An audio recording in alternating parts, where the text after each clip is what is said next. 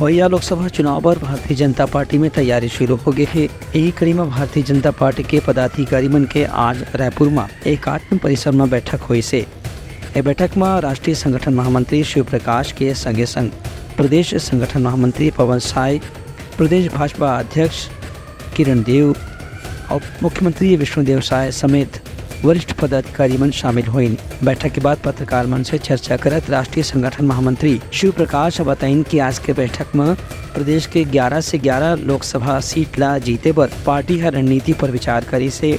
एवं पदाधिकारी मन के जो सुझाव मिले है ओकरे आधार में हर लोकसभा सीट में कौन नेता प्रचार करे पर जाही, ओकर साथ कौन कार्यकर्ता के जिम्मेदारी रही, ये विषय में चर्चा करेगी। शिव प्रकाश के कहने से कि पार्टी के लक्ष्य है कि अवैया लोकसभा चुनाव में छत्तीसगढ़ में 11 की 11 सीट भाजपा ला जीतना जरूरी है। आज ये तीनों क्लस्टर की 11 लोकसभा की बैठक हो रही।